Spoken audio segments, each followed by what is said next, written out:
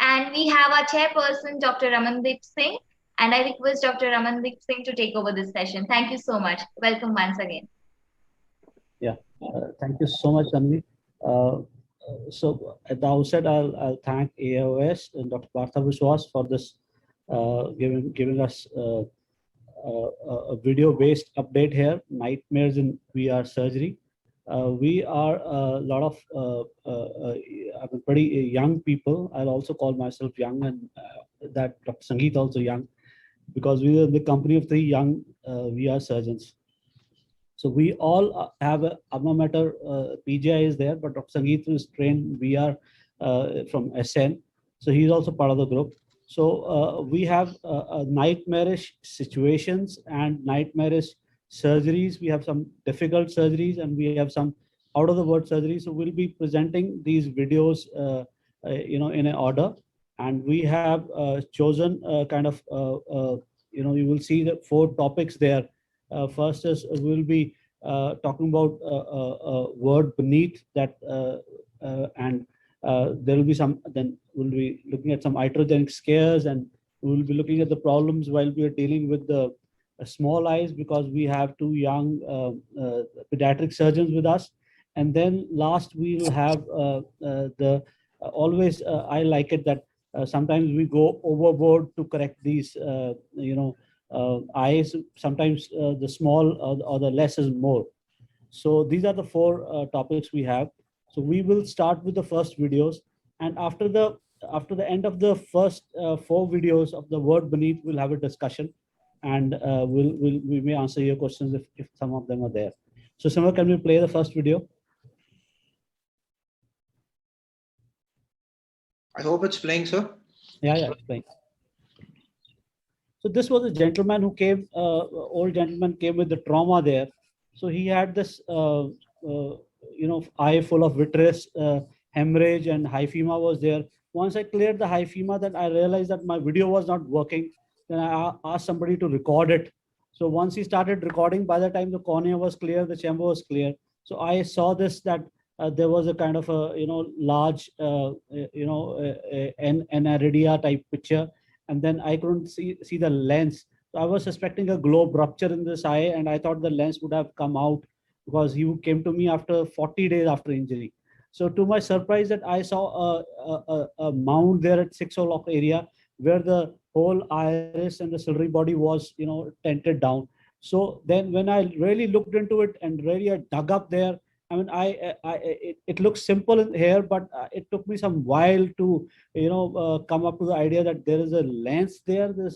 I thought there is some kind of a vitreous there. So this is what we did in this patient, that when we saw a lens there, which was not, we will be able to cut with the cutter there. So we use a phacophragomatome, and using a 4th port, using a 1 millimeter incision, and you will see that how this lens matter was lying in the suprachoroidal space, and all it needed was a meticulous and surgery, so that you don't injure the ciliary body, you don't cause a bleed from the choroid, and you remove the nucleus. Then we remove the sheets of the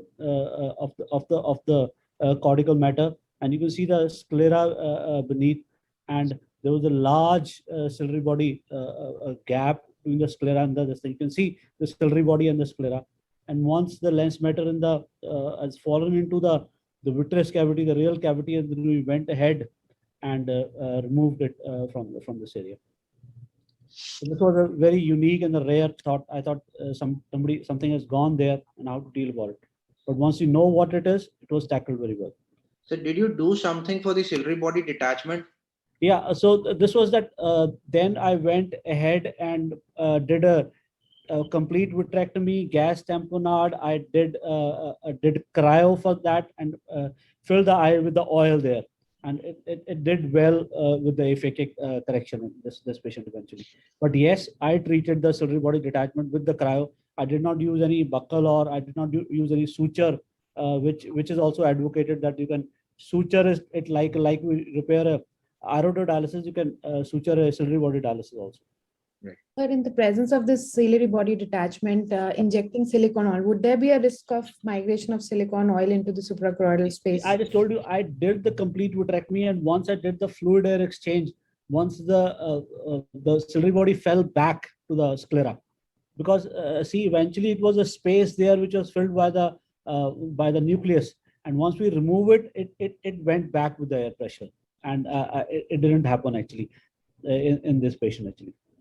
Right. So we move on to the next word beneath video, and then we'll discuss, I said, all 3-4 videos in the end actually. Yeah. Dr. Sangeet, please. Yeah.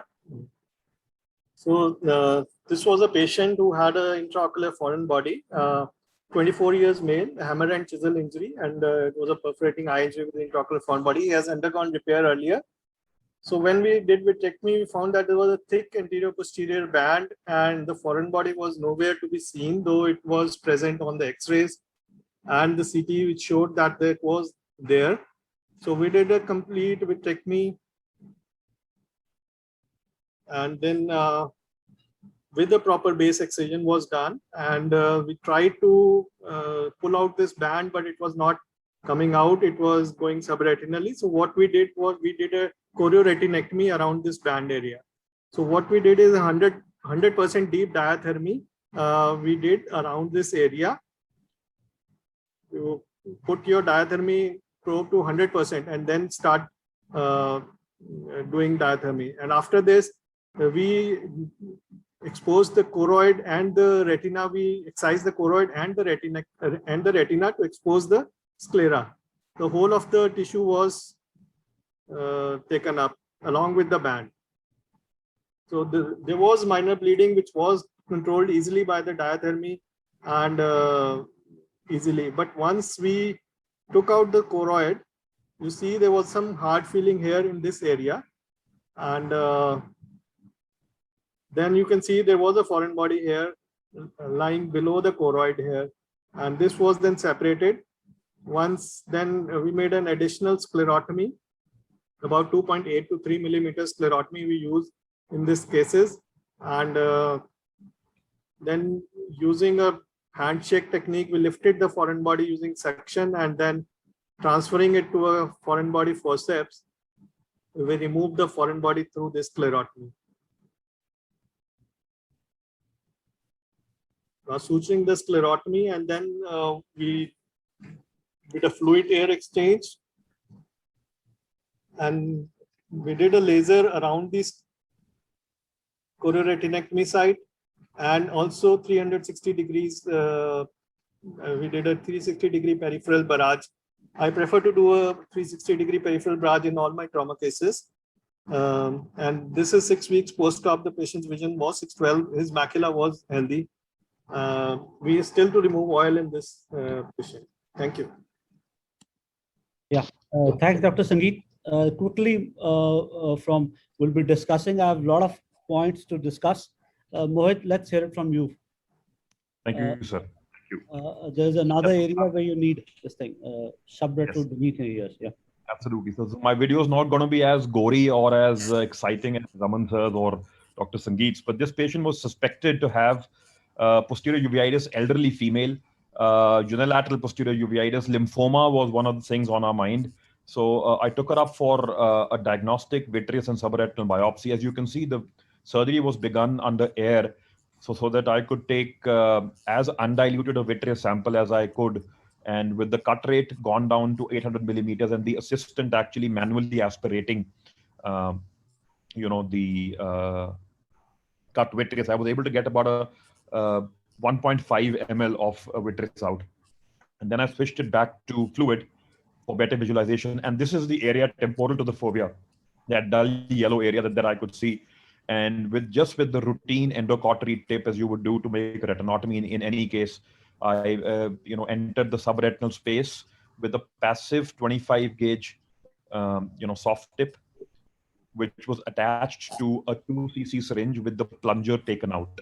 So this was not connected to the machine. This was just passive, and I was relying on the capillary, the old school capillary action of the 25 gauge soft tip to suck up some of those lymphoma cells which were there in the subretinal space. And after that was there, I just went back to air, did a complete fluid air exchange, lasered that site, and I left this patient at with 18% SF6 gas with prone position. And that's what we had. This patient did turn out to have lymphoma. The vitreous was actually normal, but the subretinal aspirate, I'd sent both of those separately. The subretinal aspirate clearly showed lots of lymphoma cells, which were CD20 positive. Thank you. Great, Mohit. Great case. A lot of things to discuss. Dr. Sangeet, please. Yeah. My next case is a bullous hemorrhagic retinal detachment. This was a 72 years male presented to us with hyphema, vitreous hemorrhage, and total retinal detachment. His vision was PL plus, PR inaccurate. So we started with the infusion in the anterior chamber because the cannula was not visible. Once it was visible, we shifted to the pars plana infusion.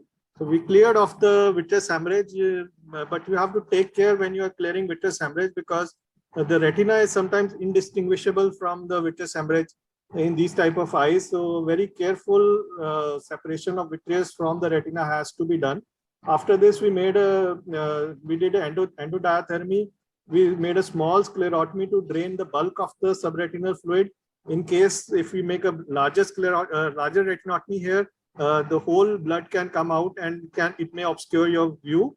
And once the bulk was out, we created a larger retinectomy. And then we slowly with the brush needle, we aspirated the blood clots which were lying below the retina. And in fact, there were very thick clots also, which we had to remove with using the vitreous cutter only. So once sufficient amount of blood was out, we put in perfluorocarbon liquid to flatten the retina. And at this time, we removed the interior retina and the interior blood clots which were remaining. And there was a fold which was then straightened using the brush needle.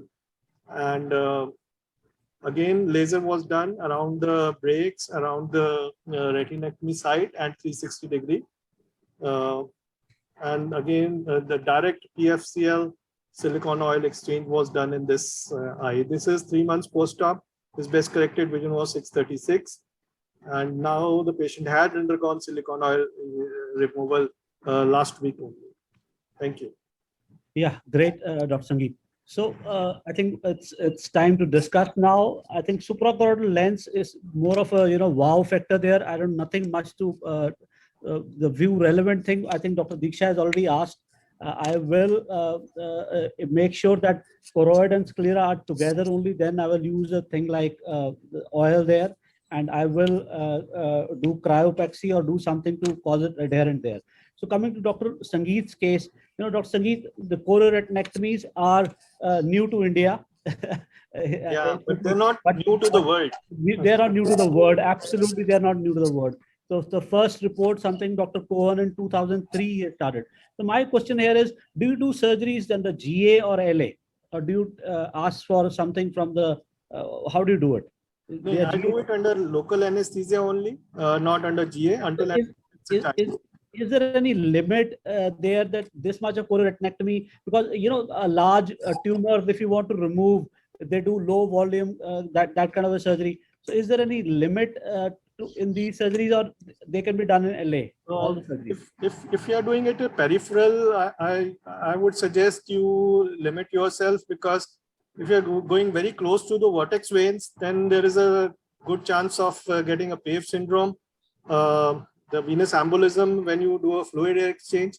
But in posterior foreign bodies, I have done chorioretinectomies which were 5 to 6 diameters big. Even in this case, it was quite a big chorioretinectomy that was being done.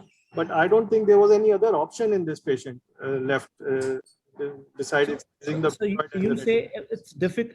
It's the problem with the peripheral chorioretinectomy is not with the posterior chorioretinectomy. Yes, yes. Right? Yeah. So peripheral, if you have a vortex vein, some problem will be there. And air embolism is totally a point which need to be kept in mind. And you said it can be done under local anesthesia. Mohit, you want to add something or ask something? Sir, do you at least keep some form of monitoring along with the local anesthesia, like Yeah, basic the heart rate anesthetist. monitors, ETCO2 monitoring, or Yes. is Because Simar just had a case of air embolism without. He's Okay. worried. The not, anesthetist is not always doing there. not doing chorioretinectomy, sir, but still. He was doing nothing. The anesthetist is always there monitoring the patient, but definitely there is a chance of PAVE syndrome. It has been reported. In fact, another case that I'm going to show, that case even carries a bigger problem for chorioretinectomy, for air embolism. I have been lucky enough not to have, I have done around now 20 cases, not to have this kind of complication with me. The only thing you have to take care is the peripheral choroid, in which case what I do is I just create a small strip of chorioretinectomy along the uterus incarceration site. I don't remove whole of the choroid, just Okay. a small strip, 1 to 2 millimeter strip along the retina, which has been removed along the retinectomy, and that also I have seen serves the same purpose. So would you consider putting in PFCL and doing a PFCL oil exchange to prevent that scenario? If you have done such a large, It is one of the options. Yes, definitely it is one of. In this case, we did the same thing. We did PFCL. We did put in PFCL, and then we, in the second case, and then we did exchange with the direct exchange with the oil. But what you can do is, if you are giving a very deep burn, like 100% deep diathermy burn, it generally coagulates all the vessels around, and the problem is less. And when you are doing a fluid air exchange, you keep the air pressure to a very low air pressure. That also for some extent can prevent this problem. Yeah, Mohit. I'm just going to ask just two questions, a little bit off track, sir. But your case was a little bit older. I mean, a little bit, the duration when you went in from the time when the patient had the injury was a little bit more. Had it been fresher, let's say 1 week into it, and the patient came to you early, and let's say you were able to visualize that, sir. What would you go in at that point in time, sir? Would you wait? That is the first question. The second is, sir, given that this was in the ocular courts and it was posterior, what would be your limit or your indication to consider not removing a foreign body if it's in the if it's in the ocular courts, or would you go after it no matter what? No, one thing, the first thing is like about the duration. Generally, what I do is Dr. Kuhn, who had described this chorioretinectomy technique, he prefers to go as soon as possible. He's a very fantastic surgeon, a very good surgeon. I'm just an average surgeon. I do it average time. I disagree. I disagree. We all disagree. 1 week or so, 1 week to 2 weeks, I just give. He's being humble. Before I start doing my surgery, the corneal edema comes down, the inflammation goes down, and we tend to see better results. This patient had undergone a perforating eye injury repair and was taken up around 2 weeks later. Second part is, well, one thing, if it is totally out of the courts, totally out of the eye, I won't remove the foreign body. I'll let it remain as such. But if it is inside the eye, as the CT scan in this patient had shown, I will definitely go after it. So Mohit, peripheral, I may try to have, if it is in the courts, I may even try to remove it from external side, if it is interior. Yeah. Sir. So Mohit, coming to your video quickly, because Dr. Sangeet has to go, we have to free him. In your video, I have one question. Lymphoma, you keep saying that subretinal yield is more. So yes, why do vitrectomy just go in with the 27G cutter and go deep in and just remove the subretinal fluid and come out? Minimalistic surgery as they are doing for the melanomas and other tumors. What is your take on it? Yes, sir, absolutely. So I would distinctly disagree from that, sir. Because if the analogy is melanomas, then a lot of those melanomas that they're doing surgeries for are basically to get genetic material, not for diagnosis, for prognostication. And also it's well told to the patient that the patient will either get a plaque or will require enucleation, depending on how the patient goes later on. However, in our patient, we are dealing with, in lymphoma-based patients, we're dealing with a a systemic pathology, maybe CNS ocular related, with zero or very, very less ocular morbidity. So to say, melanoma has a lot of mortality and ocular morbidity, Point well which taken. Yeah, is even more. However, lymphoma patients will only have absolutely right. systemic Absolutely. mortality. So, Dr. Sangeet, the next is the bullous hemorrhagic retinal detachments. You know, Yeah. My take is, why are you not using? You are not removing them with your through the sclera with your technique, the blood from there. The controlled cannula drainage. Yeah. You can do mix both the maneuvers. Some part of controlled, because it will decrease the height of the bullous detachment, and then it will prevent your retinectomy size, and so many things can be taken care of. What is your take on that? Yes, definitely. If that could have been an option, but when I started this case, I didn't know exactly what I'm going to face below. So only when I cleared the vitreous hemorrhage, I saw that there was such a dense hemorrhage below the retina. Because I think there will be a liquid blood and there will be clotted blood. Yeah, So both things were there. Clotted blood will come the way you showed actually. Yes, Liquid blood yes. can come, yeah. But yeah. So once I was inside it, I thought at that particular moment just to drain it, just try to drain. But definitely, if it would have been a suprachoroidal hemorrhage along with it, I would have tried going with the intravenous cannula and remove the suprachoroidal hemorrhage or suprachoroidal detachment if it was present. But at that point, there was plenty of space available for me to do a retinotomy and remove the blood. And once I removed the blood, I saw that there were large clots and I had to extend the retinectomy, and I had to do a clot removal with the cutter. Those were so big clots that they won't even come out with the brush needle. And these must be very desperate procedure actually, because do you always look at the time when talk to the patient about the prognosis? Because after I think 3-4 weeks, it's of no use doing them. That is the standard procedure. We definitely, in this patient, I had already explained to the patient that we're just trying. I don't expect any vision outcome in your eye, but the patient was brave enough to undergo the surgery, and we did get a good result in this patient. In fact, this patient had a subretinal hemorrhage in the other eye also. All right. We had planned to remove the silicone oil around 3-4 months ago, but when we planned that, the patient came next week with the subretinal hemorrhage in the other eye, and for that we did a submacular TPA. And the patient is doing well in both the eyes, thank God. So I don't know, but this was a totally. These are always desperate and attempt actually. Yeah. There is a question in the chat box that is there any role of TPA in suprachoroidal hemorrhage? I think it's from the previous session. I don't know. But anyway, keeping there's a time issue there, Dr. Sangeet. I want you to go with your next video. Then I think you have to leave for your Russian thing. Yes. Simar. So this is another patient who had an endophthalmitis and a retinal detachment, and again he was PL plus PR inaccurate, but she was one-eyed, so we went ahead with the surgery. We did what I thought I did a very good job. I removed all of these membranes, all of the vitreous, and then settled the retina. There was a small membrane which was fixed, and there was a small bleed here when I removed this membrane, but that was again controlled.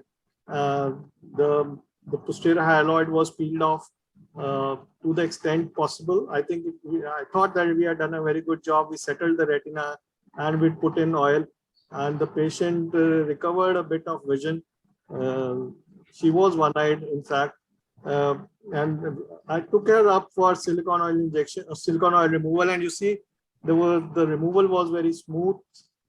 Here's, you see, after 3 months, the removal was very smooth, and you can see there was free flow of fluid from the cannulas once the oil was out, you can see the fluid was flowing freely from both the cannulas. And then I thought I'll just put in some air after removing the epiretinal membrane. But as soon as I switched on to air, the retinal view became hazy, and you see suddenly the air had gone into the suprachoroidal space. And before I could think something of it, the choroid ruptured, and you see this air bubbles popping out from into the retina.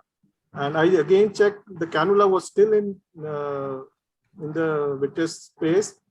I just cleared some more. I thought I'll just clear some more vitreous from here, and then again went inside, and you see this, the air was still in the suprachoroidal space, and you see it was popping out from the choroid and the retina, through the choroid and the retina, like this. These air bubbles were just popping out like anything.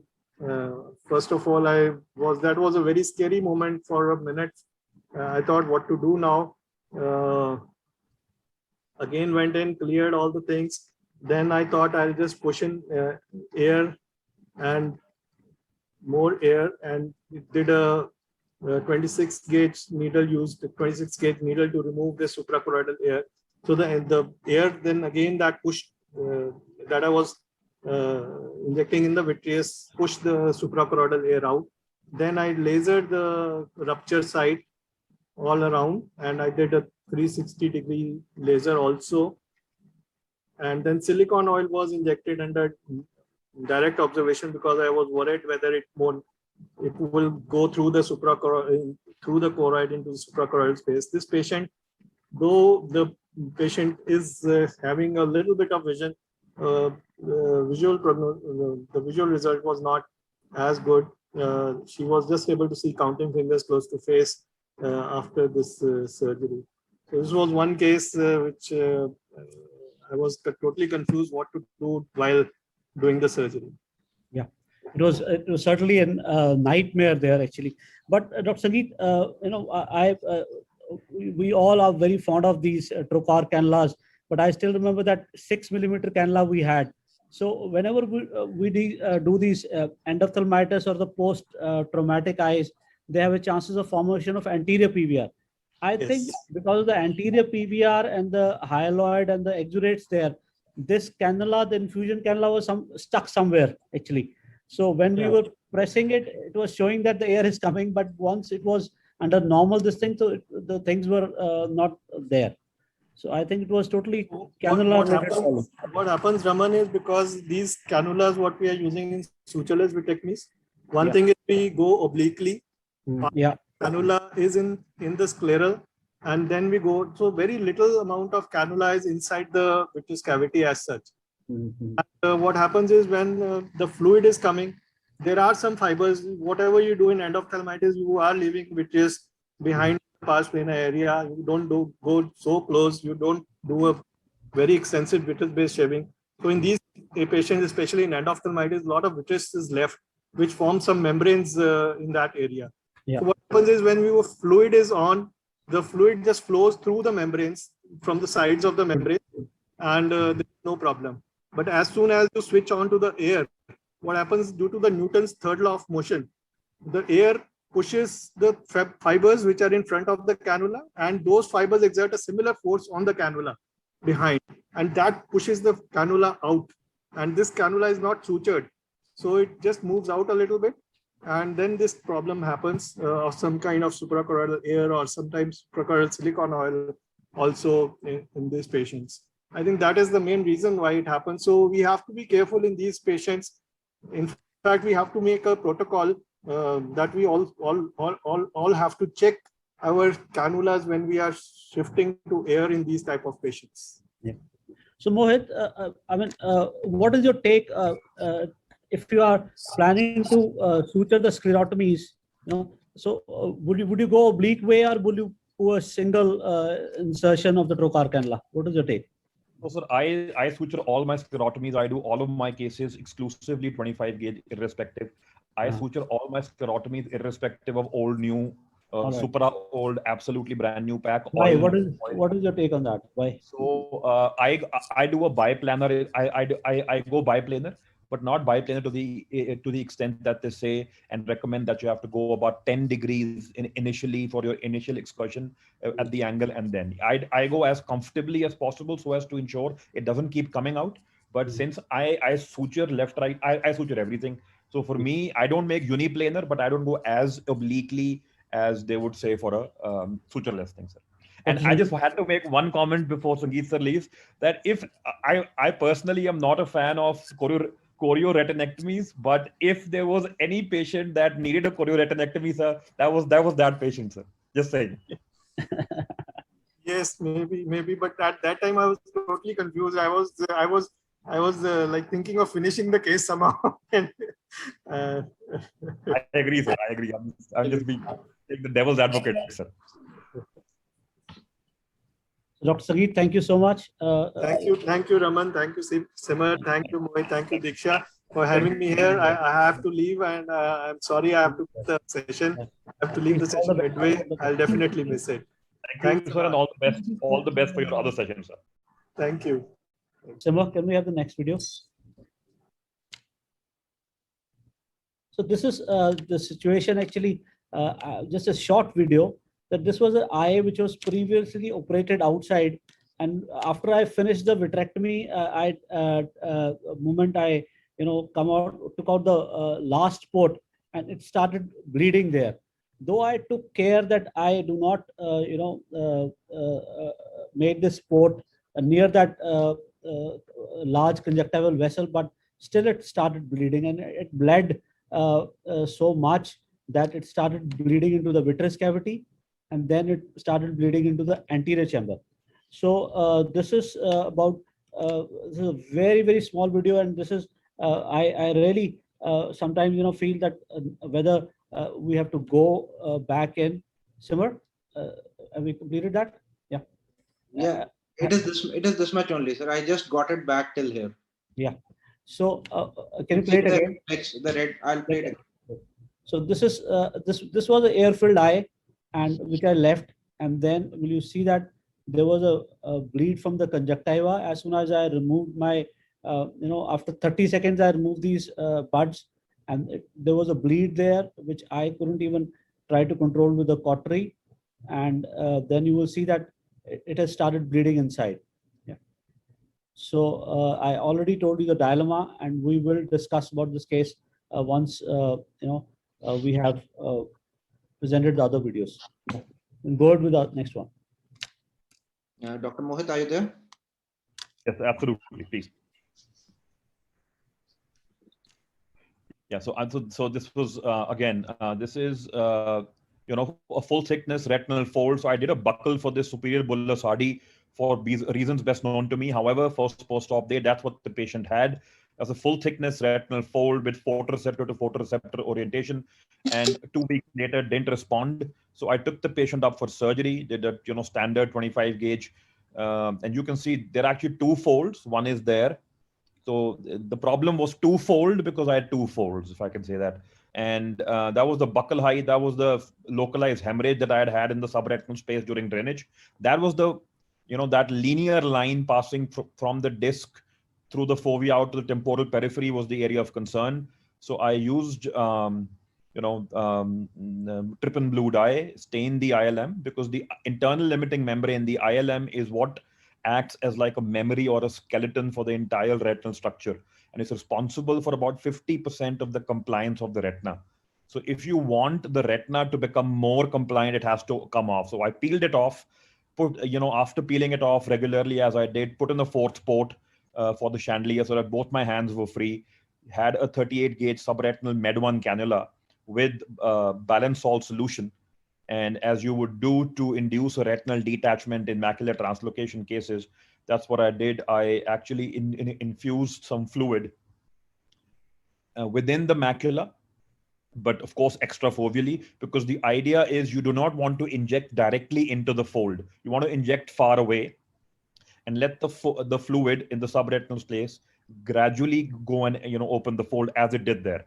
And once that was done, my fold opened on table. I did a fluid air exchange, and ensured that all of the subretinal BSS was compressed by the air posteriorly, so that I had a big blob in the middle at the end of surgery, and finished this patient with SF6. As you can see, that's that kind of if I can say, a pomfret shaped appearance at the end of surgery. And I just gave this patient SF6 face down position, and had the patient position prone. The patient did fairly well. The fold went away with anything. This is another patient, quick video, different scenario, not post buckling. This was post foreign body removal, and the patient had oil in situ. I had removed the ILM, mind you, in the first case, as you'll soon see. So but this patient still had a fold. I did my VFC assisted SOR. I had to convert to a 23 gauge because the subretinal cannula I had that day was only this. And you can see that the ILM is already peeled, but I went in and again injected subretinal BSS. Again, not directly into the fold. You want to be intramacular but extrafoveal, obviously, and let the fluid passively come in. And that was that. That's what created that bleb. That temporal laser is the trauma from the foreign body. And as you'll soon see at the end, I again finished with gas and gave the patient prone. That's what the patient had. You saw the fold at the end, and we had a good foveal contour at the end. So that's how you would deal with retinal folds. Thank you. So I think Mohit will discuss these two cases first. All right. So is it Sir. all right? So absolutely, sir. So the port side bleed, what my take is, I was lucky because this was a air-filled eye or a gas-filled eye. So if you have done good amount of vitrectomy, these bleeds into the vitreous cavity are normally they resolve on their own. And if you have a fluid-filled vitreous cavity, then there is an issue. You really don't want to go inside again, and you can what you can do is you just have to either leave them or let the the blood resolve in these cases. So some people advocate that if you have a bleed in the fluid vitreous while the port removal, then you inject a gas into these eyes, which will expand and will help in resolution of the blood early. And so I will ask Dr. Diksha about it. Dr. Diksha, how will you take it? How will you, get away with this nightmare that you have done the surgery and now again what to do? So first thing is that I would try to use an external cautery, not the endodiathermy. That helps sometimes control the bleed. Secondly, I will immediately suture it, because if immediate the suture, there is a time lag between that bleeding. We are putting in saline, trying to wash it away, that time lag. So the second step would be immediately suture it up. And if it helps control it most of the times. If it is under air, I would not really go back and start putting trocars and anyways, I mean, in any case, I would like to just observe. And what about fluid? Similar. Okay, Mohit? Sir, I would just like to make two comments here, if I can, sir. So I would categorize this as as akin to a traumatic vitreous hemorrhage, that it's a one-time event. It's not like it's not ongoing. Yes, the patient can be one-eyed and all of that, but it's a one-time event. It will clot on its own, and it will take time, but it will go away since it's not a RVO or a DR patient. So I would actually watch it.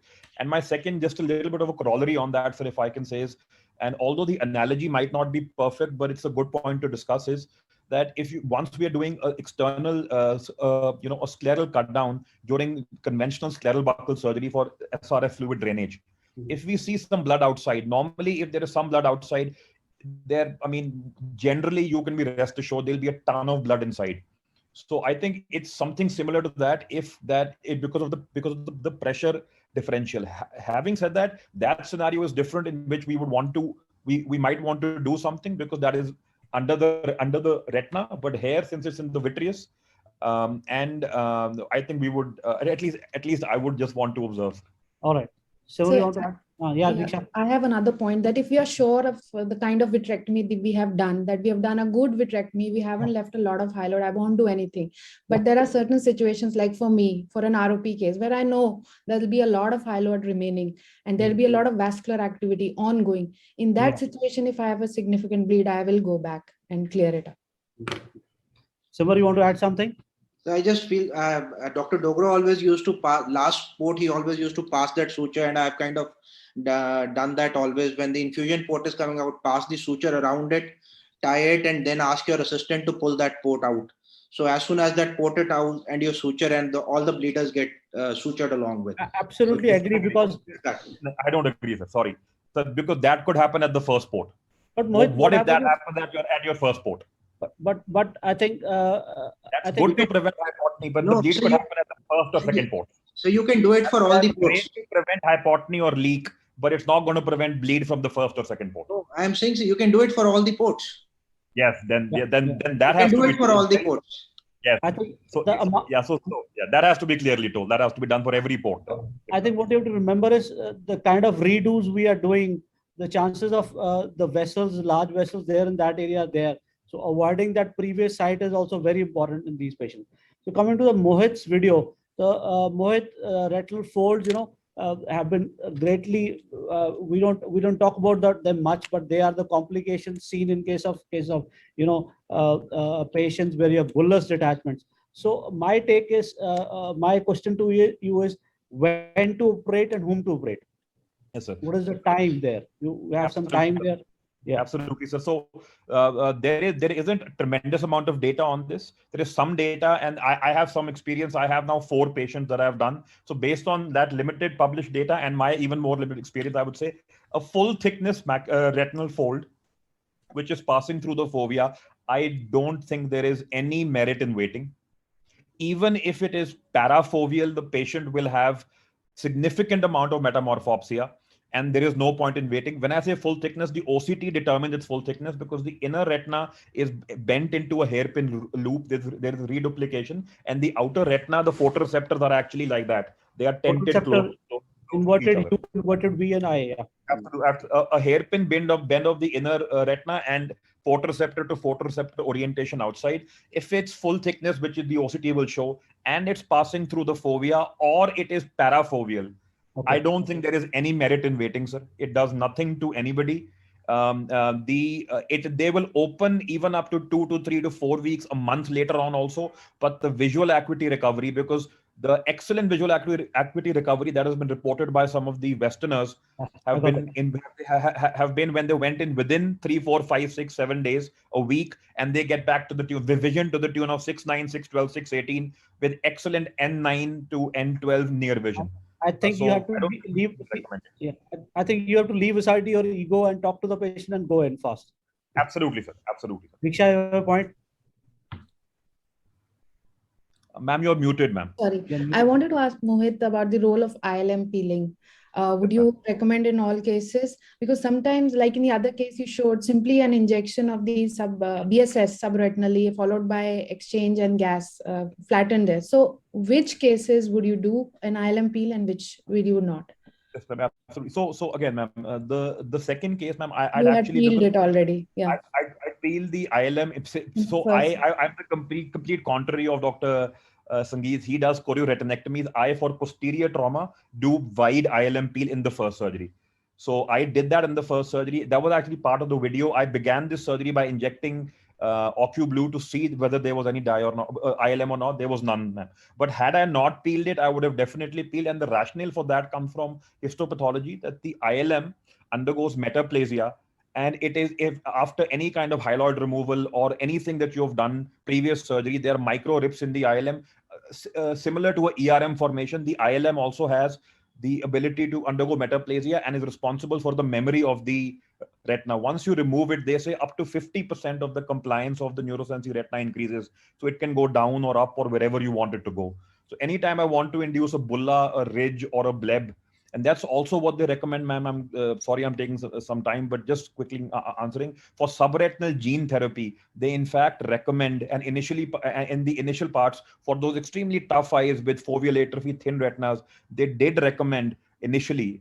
I don't know about the most recent recommendation to peel the ILM, because that's what helps pass the subretinal, enter the subretinal space with the cannula much easier, and for the bleb to be much better, ma'am.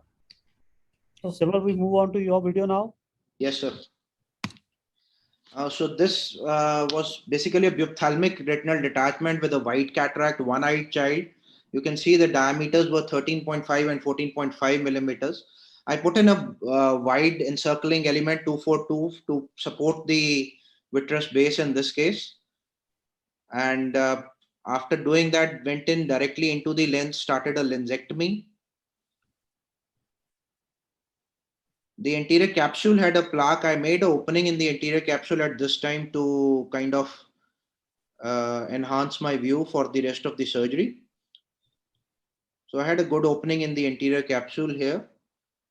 And then posteriorly, you can see the subretinal band, and subsequently there was a dialysis right here over there, and there was fluid going up till the fovea.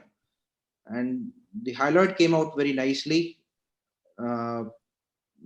Up till here, my plan was to probably avoid putting in oil in this eye. The broad encircling element was giving a good support even to the dialysis, and I planned to do a cryo, maybe a laser around, and leave it there. So that was the plan, but something came upon me when I came out before starting my laser. I thought that maybe he's a one-eyed, never going to have an IOL. I should remove this capsule. This may just, the pupil will stick over there. And I'm just playing this in slow motion. You have to see this. Grabbed the capsule with a forceps and tried to rip it apart. But something else ripped apart along with, if you see right here. I immediately didn't realize that, but yes, that was not something, some of a normal feeling that you get. We routinely used to see my teachers doing it, and did in a lot of endophthalmitis cases actually, that remove all the capsule around, and the zonules were very tense in this case. I don't know, because of the ophthalmos or what, and then just cleared that out over there with a depression, and then went, and if you see this, the whole retina had lifted in this quadrant, which I showed you just before, which was attached. And there was a giant retinal tear in the nasal side. Giant retinal dialysis, actually, I should say, because it went in right from the base. So then after that, the surgery was basically for a giant retinal tear, put in PFCL, did the laser 360 degree. But the surgery that was just about to finish at that point of time went on for another 30-40 minutes. And obviously had to use oil. And this was the dialysis originally, if you see over here, which I am putting cryo on right here. And it was well supported on the encircling element that was there. So did a PFCL air and an air oil exchange. So the child is doing well now, but just that GRT was a very a nightmare at that point of time. So Simar, great case. Before we come to the, because I have two pediatric surgeons with me, because I have to ask this question. Why not do cataract surgery in these eyes first and then do buccal? Absolutely, sir. Absolutely, sir. I was about the same question that's coming into my mind. Leave it. But the question, and I why- agree. I think it's an important question, sir. I think we all I will think, learn. no, it's easier now to postmortem these eyes. But if I think it's if you have a shallow detachment on the ultrasound, Absolutely. and if had this been a closed funnel or a PVR changes, so I think there is no choice. You can go ahead and do it. But with shallow detachments, I always suspect that you should always do a buccal. So anyway, so once you are pulling out these capsules, that I have personally myself, because I pull out do these lot of lensectomies and cyclitic membrane removal. I also have caused a dialysis there, in retinal dialysis in these eyes. And this patient already had some fluid there actually in the periphery. There was, sir. Yes, when I was doing the base dissection, there was, but there was no dialysis I could see at that point. So it didn't take much to cause a increase in the the tear there in that area. So I think it's a good lesson learned that you have to be slow, and you have, because these young eyes with capsules and zonules, leave alone the endophthalmitis, there it will be the plastered, but here also it will be thick, and chances of causing these injuries are more. So I think bimanual approach, that little bit of pulling and cutting with the cutter is more important. So what's your take, Dr. Diksha? I completely agree with whatever you have said, sir. And that first point which you made, that if on the ultrasound we are seeing a semblance of only a shallow detachment, no funnel, nothing raised, I think it's a good idea that we get the cataract surgery first, examine, re-examine, sometimes even if you need to take up for EUA, and then decide for the second. Because I have myself had a case where a white cataract after cataract surgery, when I re-examined the fundus, ultrasound kept on showing a shallow detachment. There was no detachment actually. It was just a layer of the hyaloid. And one more thing regarding that is that now this is a ophthalmic eye. You never know what's going to happen to the course of intraocular pressures. Tomorrow the child may need a glaucoma drainage device. And where will you place that glaucoma drainage device? Maybe it'll be the anterior chamber. So if we can avoid oil, I mean, to this situation we could not avoid it. But if the eye is pseudophakic, then there is a barrier there, and possibly we can go ahead with further management of glaucoma. I think. Mohit, you have to add something? No, sir. I think So go ahead with the Mohit's case. we're on the cusp of time, sir. Yeah. Thank you. So this is Simon's just going to play this video, and this lady, essentially monoocular nurse, senior nurse from Jammu, was injected Ozurdex. This was the third in the last 1 year for her for DME in this eye. And this was 17 days after that when she came to me. She's symptomatic, had floaters, had 2+ cells, had 660 vision. The media was bad. And, as I've shown in my subretinal surgery video, I always begin all of these under air to get a good undiluted vitreous biopsy sample. And the vitreous inflammation wasn't dense, but this was one eye, and she had an Ozurdex in the eye, and that floating membrane that you can see, the black shadow till now, is the Ozurdex. And, I tried to get it out. She had some PRP done earlier. And once I was able to get some of the hyaloid out, the floating Ozurdex actually sank to the bottom. It became like the Titanic, came with pomp and show, but eventually sank to the bottom of the ocean. And as you'll see, now my idea was that I'd actually discussed with the patient. I thought the patient might have fungal infection in the eye, might have, could have had some uveitis of some sort. So my idea was to try and get it out. This was the surgery was 22 days after the Ozurdex was injected. And you can see that, so I basically wanted to remove the Ozurdex in toto. So because I wanted to send it for culture and, segment it into two, histopath and culture, so that the yield of the, whatever growth that I can get is better, so that I could get the sensitivity and the organism and treat accordingly. Pseudophakic patient, I went the route that I generally do to remove intraocular foreign bodies, made a fourth port, did a scleral cut down, used the MVR, used the forceps to actually bring it up. This Cuban cigar shaped object, if I can say, and that is that in the, right behind the lens. It's a little bit of a long video, but I'm going to ask him to truncate in a bit. But I just want to show the first part. So that's the MVR. And this is one tip that I'd like to give, that, it's always important to lift whatever thing you're removing from the eye first, and then do a scleral cut down. Otherwise, there's hypotony, and then lifting and grabbing is difficult. I entered with another end grasping forceps, and I thought it'll come out, but it did not. And all I got was actually chalk on my on the ends of my forceps, and that was that. Sima, can we just bump it up a little bit forward when I go in the video, please? Yeah. So that's good. So I picked it up again. This is my second go at it. This time I'm a right-handed surgeon. Let my right hand do all the dirty work. I picked it up there. You can already see it's starting to crumble. The other forceps goes in, and it now bisects into two, and then I actually make quadrants out of it, or so it was basically like chalk, and it was actually cheese wiring, and no matter how hard I tried, I couldn't get it out. The only thing I was able to get is that. So finally, sense prevailed at my end. I decided not to get it out anymore, And Simar, you can just stop the video because the idea was just that I sutured the external port, and then I went ahead and with the cutter I actually then proceeded to just eat it in the vitreous cavity. This patient had the videos over. Thank you. The patient actually grew staph epidermidis, was resistant to vancomycin, which I had injected beforehand, but was sensitive to linezolid, and that's what I treated the patient with, and the patient's been doing okay. So that was basically so no fun removing Ozurdex from the eye, even 3 weeks down the line. Mohit, you wanted to grow some fungus over it.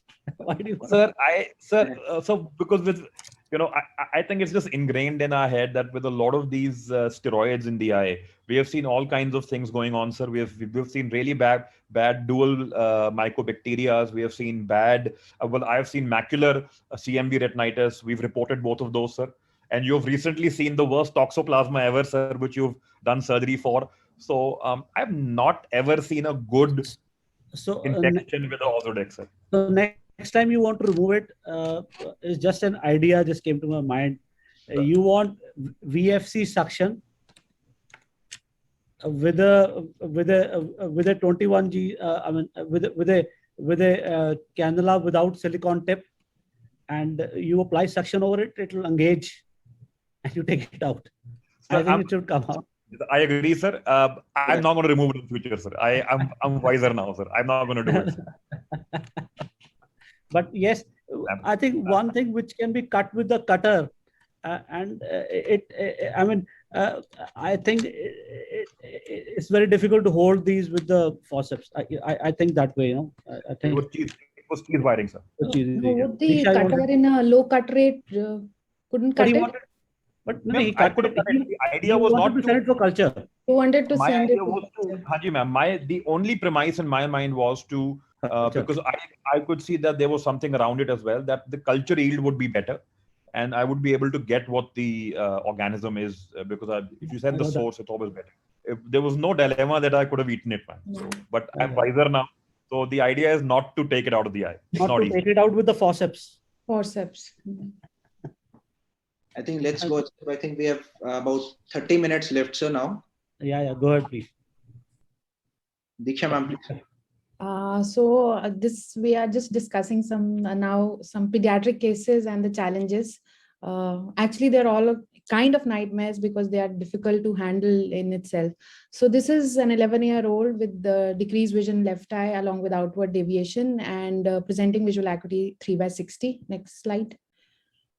So this is the left eye. We can see there is dragging of the optic disc and there is a temporal retinal fold, narrowing of the temporal vascular arcades. There is a thick epiretinal membrane. The temporal periphery is showing neovascularization, exudation, and avascularity. Next slide, please.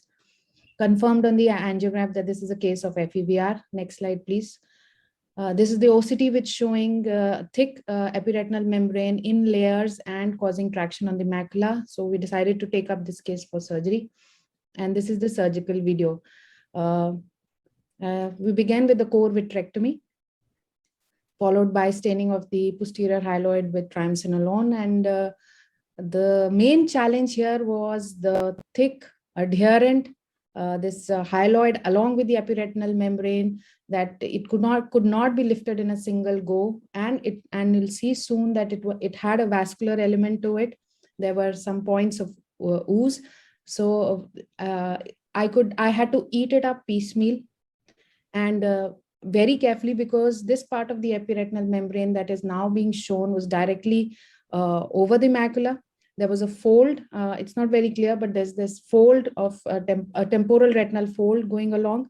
And you can see that there is bleeding from the, while we are trying to peel it off gradually. And so we had to go piecemeal, and we could not remove that completely, but we could dissect and free the macula and take it just along the, just around 1 or 2 disc diameters temporal to the macula.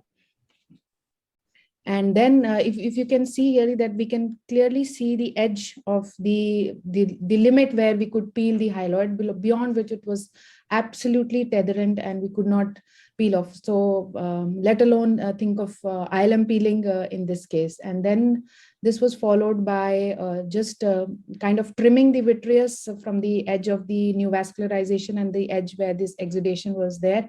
As well as anterior to this proliferation, because I plan to do a laser to this avascular retina in the periphery. And this was a phakic patient, and I completed some of the vitrectomy under air. I often do a lot of vitrectomy under air, even for ROP cases. And so this peripheral part of the vitreous dissection was done under air.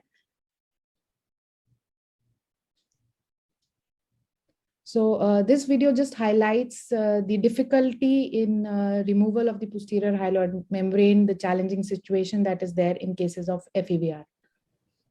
We have a post-operative follow-up. We don't have a very long follow-up as of now. This is the laser which is being done. We can go to the next slide, I think, because this is the follow-up. That's there we can see a subretinal fluid. The retinal fold seems to have opened up a bit.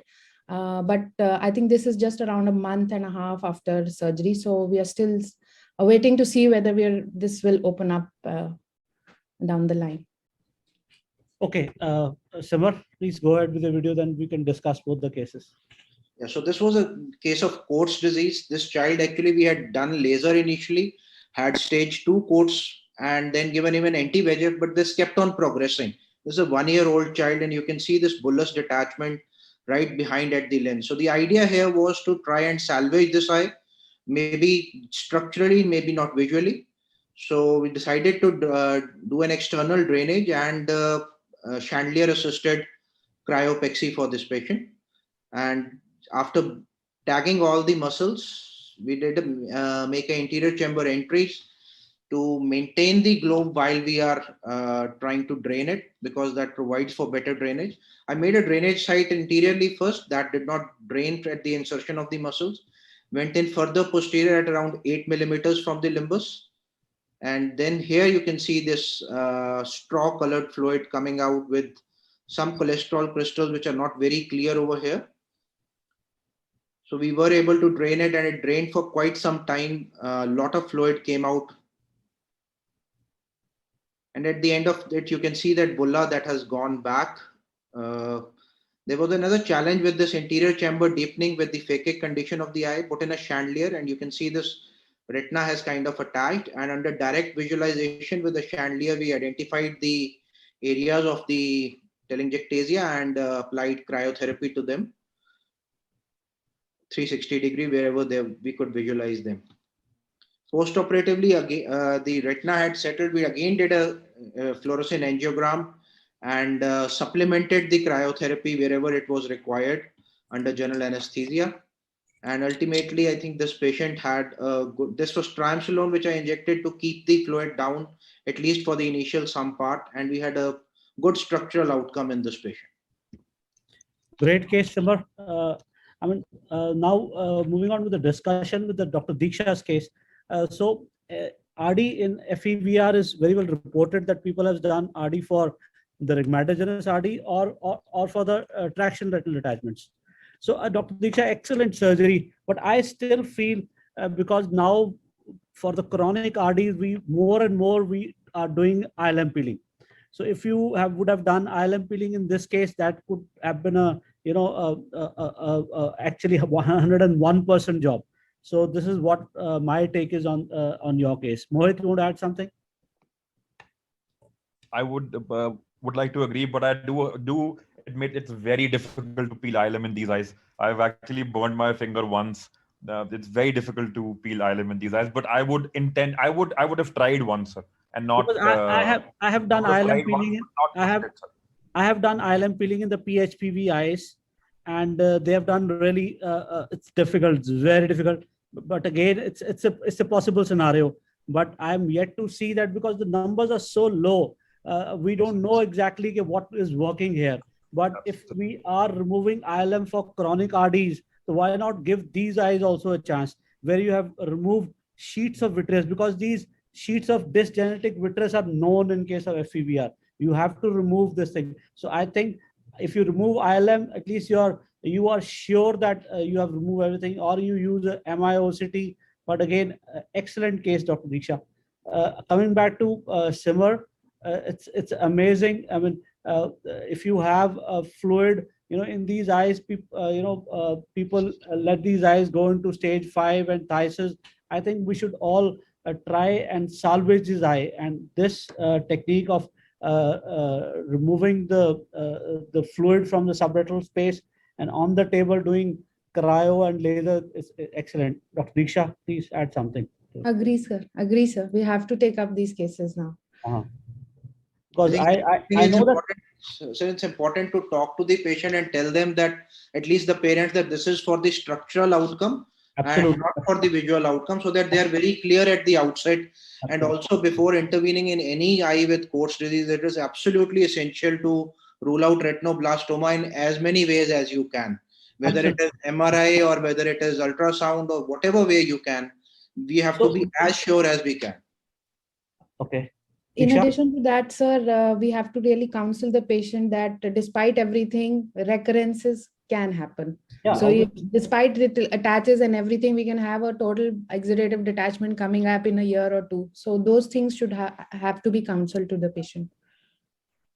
Okay, Dr. Diksha will take your next 2 cases. Mohit, is all right? Absolutely, sir. Absolutely. Ma'am, please. This is another true nightmare. I think this is a case of an iatrogenic break in an ROP case. So here is a case of stage 4 ROP, and we have taken up for bilateral surgery. If you see, the right eye is the worst side, the left eye is actually the better eye. Right eye stage 4B, left is stage 4A. Go ahead, please. So we have planned to do a 27 gauge lens sparing vitrectomy. So this is the surgical video. So we are using, we are using the 25 gauge trocar cannulas here. So we are making the transconjunctival ports 1.5 millimeters from the limbus. That's the standard, depending on the age. So this is less than 6 months. That's the standard. So here we see that we are following the principles: ridge to the disc, ridge to the lens, ridge to the ridge. Dissections of the fibrovascular membranes and the vitreous, and this is ridge to the periphery. Again, ridge to the periphery.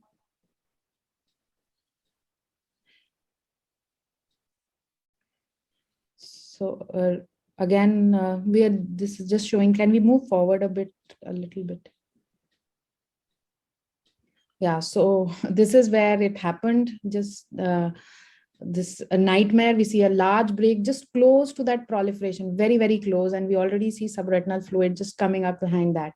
So at this point, we are scared because already we have this proliferation there. The traction is persisting. So we have to try to remove the posterior hyaloid. So triamcinolone was injected, and we tried to remove the hyaloid as much as we could to reach up to the ridge, but I don't think we could reach completely. Finally, we did a fluid air exchange and then replaced this with silicone oil. The fear of silicone oil is the postoperative follow-up. And that's what happened in this case. We can go ahead because, yeah, so this, I think the first time, the first time we just put in air, we were able to laser, but we had to take up subsequently where we injected silicone oil and did do a lensectomy. And following that, please go ahead to the post-operative.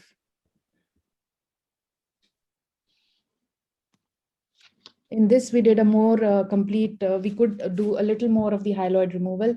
Actually, positioning was not a problem. The children, neonates, infants, they often lie prone. So that was not a problem. And the retina appears, the retina got attached very well. The ridge settled down. We can see the oil reflex coming on.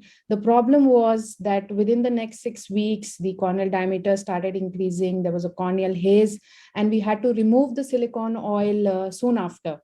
And after that, the child is currently being managed by the glaucoma experts. So, I mean, the challenges don't just end there, because there are a lot of post-operative issues. The timing of silicone oil removal is not known. Management of glaucoma is a challenge. So this, I think, is a true nightmare. I myself do not know what would be the ideal timing of the removal. I think it's a true nightmare. Actually, people, we are doing more and more of these LSVs, but again, once the breaks are happening, people are losing the eyes. But I think you have able to save this eye to this end. It's a grave achievement. You know, my fear was in this case, while you were doing the air exchange, was that air could have gone inside the break and could have gone behind the retina. I think it's a real nightmare. But whatever has the child has done, it's a great job actually. So, is there any role of Dr. Diksha putting a large sponge, the radial sponge, and to support this break? Just a large. I mean, if you put a large sponge and you are able to support this break, and I don't think, I mean, it's just a vague thing came to my mind that you put a sponge there because it's a small eye, and just leave it and do you'll be able to remove the oil also later, maybe. I don't know. So a buckle, I did not contemplate the buckle because it was a very posterior location. Talking about radial sponge. Yeah, the radial sponge. I don't know whether we would be able to apply easily the posterior sutures, because these are very, very small eyes, 16, 17 millimeters. I understand. My only concern would be that the difficulty of placement of that posterior, this thing. Yeah. Go ahead with the next video of Diksha. I think we have Dr. Mohit. Okay. Oh, no, that's not happening. That's not happening. Ma'am's video. We're going to go to ma'am's video. So this is another kind of a challenge here. This was a male preterm who was brought for ROP screening, born at 7 months, birth weight 1,000 grams, and he presented at 37 weeks, which is just reaching term. Go ahead. Next slide, please. So here is that presentation. We see this is a rhegmatogenous retinal detachment, convex. There's corrugations. This is not a tractional retinal detachment. And the other eye has a stage 2 ROP with some pre-retinal hemorrhages, but no plus disease. So now this is a neonate, 37 weeks of post-conceptional age, who has come with a rhegmatogenous retinal detachment, no history of trauma. First, we suspected whether there was a non-accidental injury there, but there's no such history. This is a male baby. Then systemic conditions such as sticklers were considered. There was the systemic examination did not reveal any such any other findings. However, the other eye was also myopic, and the parents did not consent for genetic testing at this time. Now the question was, how do we manage this case? So the only option was to do a scleral buckle. So how do we do that scleral buckle? This is my first case of doing a scleral buckle. So as described by Dr. Michael Tracy, that we use generally a 240 band, and we apply it close to the insertion. So after doing a conjunctival peritomy and tagging the recti muscles, doing the indirect ophthalmoscopy and localizing the retinal break, which was here in the temporal quadrant, and it was oral. We cryoed the retinal break. And so this is the 240 band, just close to the insertions. I put the first Dacron suture. The remaining quadrants, I did not apply Dacron sutures. I instead made scleral tunnels. And this is the scleral tunnel being shown here. Again, because this was a very, very small eye, the scleral rigidity is low. There was difficulty in performing these scleral tunnel incisions, but I managed to do them. The only idea was that we know that in these cases, the scleral buckle has to be removed subsequently. So I thought if we minimize the number of sutures, that would be easier, that we don't leave behind too many. So if we can just go away with a single suture there, which can be cut and removed down the line. So all quadrants, these scleral tunnels were made and the 240 band was passed through it. This is the post-operative photograph just a week later, and the retina was attached, thankfully, but the story did not end there. Okay, so these are just the steps of the buckle. Okay, this is the post-operative 1 week. We can see that it has induced a little more myopia. There is -9 diopters of myopia in the right eye, but the left eye is also myopic, -7 diopters. At 1 month down the line, we did an EUA. The intraocular pressures were higher in the right eye, 18, and 6 millimeters in the left eye. So we started the child on brinzolamide and timolol. Go ahead, please. Next slide, please. Increasing corneal haze and increasing corneal diameters were observed, and at a post-conceptional age of 55 weeks, that is 3 months after surgery, I removed the buckle and we just exposed that quadrant where we had applied the suture and cut that suture and removed it. Post the scleral buccal explant, there was only a slight difference of 1 millimeters around in the axial length of both the eyes. However, the child did go on to have raised intraocular pressures. He was sent to the glaucoma clinic where they have done a limited DLCP. And go ahead, please. In the post-operative follow-up, there was also notice of localized lens coloboma. I don't know, I didn't see it at the time of the first surgery, whether cryopexy had induced this localized lens coloboma. However, the pressures are now controlled with a limited DLCP, and the retina remains attached. The other eye, the ROP regressed. So so far, so good. Yeah. Great case, Diksha. Simar, you want to add something? Because buckling, I think children is a great job, however difficult it may be. But if you are able to do it and attach the retina, nothing gratifying that because putting tamponading agents and all those things are very easier to do than to manage actually. Simar, you have any point? Then we move ahead with your video. I completely agree, sir. I was with ma'am when we managed this case, and I don't think we could have done anything differently, but the timing of, again, the buccal removal, that is a challenge, because within 6 weeks, this child developed a ophthalmos and such a severe glaucoma. So that I think is still a challenge, and I don't think we have an answer for that. No, I think it could have been related to the degree of prematurity this child had. Had this been a term, maybe things would have been different, but prematurity coupled with possibly other factors, maybe a genetic predisposition, we are not yet sure of that, contributed to this. Again, we have to talk to the some people that who are doing these surgeries, that maybe the timing of surgery, the buccal removal is, I think it's important. I think you should be able to remove it within 2 to 3 months. I think because adequate adhesion is there, because we remove oil sometimes in 6 weeks. So I think we can remove buccal also in these patients. We did remove it within 3 months. This was 6. It was earlier than 3 months. This was 6 weeks. Within 2 months, this was removed, and still the child had such a severe glaucoma. Yeah, my bad, I missed it. Yeah, so, it was earlier, and we decided to remove it once we started seeing the ophthalmos developing. Mohit, your take on this? I think great surgery, sir. I can't. Simar, go ahead with the next less is more. We should present at least one video of less is more, and then we I think go ahead. I think your video, sir. Please take. Achha, you have given the chance to me. So this was. We have to end with you. I again keep saying that I do lots of these redos. So this gentleman had a RD under oil. So he had. I'll show you.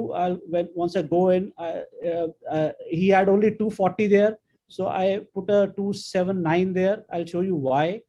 Because I do lots of these redos, and I put these buckles because I like these buckles. I am no to retinectomies because I do use a lot of buckles. So again, I've said this was a RD under oil. If the RD under oil is there, there are challenging. So in this patient, the challenge was there was oil also under the retina. So now with the vitreous fluid injector, the same extrusion can be done. This maneuver earlier was not possible with the, but it has become so easy to remove the subretinal oil. And this is what we did in this patient. Through a peripheral break, I'm removing this subretinal oil. And now I will inject more oil into the eye. At no point I have, injected fluid into it. This eye was squared with the walled cannulas. I'm injecting some oil. Now I'll go back again and remove the more subretinal fluid. Again, it is possible with the active aspiration only. And I'm using a diamond dusted scraper to see that some premature membranes are there or not. Again, I'm doing active aspirations, and you can see the buccal effect. Now, this break was so large that patient didn't maintain the position probably. Through this, the oil has gone behind and led to the re-RD, that to a temporal one. Now the buccal will support it and it will be taken care. Simar, you can stop this video here. Now we can discuss. This is about less is more actually. Mohit? Great video, sir, as always. And I think we can maybe next time we have this begin with the less is more scenario. But I think, sir, just an apt description of that cutting the retina might look the toughest thing to do, but it in fact is the easiest thing to do, because it's like firing a bullet. Pressing the trigger is easy, but the repercussions and trying to get the bullet back is difficult. So I think, sir, absolutely supporting it from outside, a peripheral break. And I think one point which also everyone needs to understand is that getting unemulsified silicone oil under the retina does not require a very large break.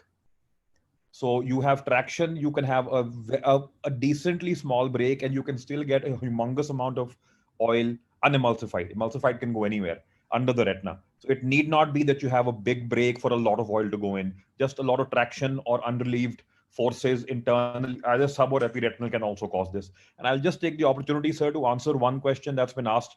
Dr. Diksha had touched upon this. So regarding that patient of MAMS in which someone's asked that, in fact, Sabia's asked that could a buckle have been applied?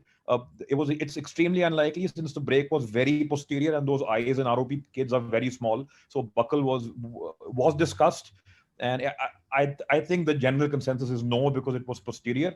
And there was another question in the chat, sir, regarding from Dr. Mandal in the beginning, that was regarding the role of TPA in suprachoroidal hemorrhages.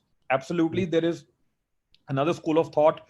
A lot of people actually do what I think all of us do, wait, use the ultrasound as a guide to wait for at least partial clot liquefaction in hemorrhagic choroidals and then go in. However, people have shown, and there are 2 papers on this, and some people do it. The Europeans are a little more aggressive than we are. They would inject suprachoroidal TPA, and because the space is 1, and try and drain suprachoroidal hemorrhage within 2 to 3 to 4 to 5 days. So, so you inject suprachoroidal TPA, wait a day, and then you go in, and then you can actually get it out. So that is regarding the suprachoroidal. In fact, for Dr. Sangeet's case, that's exactly what I would have done. I would have injected subretinal TPA externally a day prior, given the patient just a prone or whatever position, so that and then tried to drain in. I think the retinectomy might have been avoided. Having said that, we have the immense luxury of 2020 hindsight, but that would have been my go-to way of managing that case. Thank you. Absolutely, Mohit. I totally agree with you, but I don't agree with the fact that putting a sponge in an ROPI, you must try someday, because if you can put a 240 there, you can put a sponge for a few days actually. So I think we have 2 minutes. So I thought of this idea of long time back, that we are doing this nightmares in VR surgery for last 2-3 years. And I would invite the listeners, if they have some nightmarish situations, they can post it to me or Dr. Mohit. We would love to include these videos, and we will let you present in our video-based this thing. and you are free to present us, because you've seen that these are our videos, and I mean, I think everybody has those nightmarish days. So if you have any iatrogenic complication, you want to make people wiser, you can always just contact us, PGI team, and we would love to have you included in the future webinars and future ICs. This thing. Diksha, anything from you from the end? Simar? No, thank you, sir. It's great to be part of the IC, and I think this is the way we learn further managing these scenarios. It's a great learning experience. Over the last 2-3 years, I myself have learned a lot. I think it's important to invest wherever you are practicing it. Important to invest in a good microscope and a good vitrectomy machine. You should also invest in a camera and a system of recording also. I mean, there are a lot of innovative ideas. Sorry, Simar, go ahead. The recording should be always on. Most of these things occur when we least expect them to occur. Yeah. So you should have your recording, whatever. I mean, quality may be poor or what, but one should always try, because these videos all help to. You can always see your videos and learn from your mistakes. So in a practice, wherever you're starting, you should put your money into the the cameras and recording systems also. So thank you so much for everybody whosoever is be part of this the update. And I'll thank Simar, Mohit, Diksha, me, and myself, and Sangeet for being the part of it. Thank you so much. See you next year for sure. We'll try our best. And thank you so much again. Thank you so much, Dr. Ramandeep Singh, our There you chairperson, are. finishing There's it our on judge. time. Thank you so much, and all the rest of the Hello. doctors for just giving such an informative session. Thank you so much, and have a nice day ahead. Thank you, Tanvi. Appreciate it. Thank you, everybody. Thank you. Yeah. Thank you.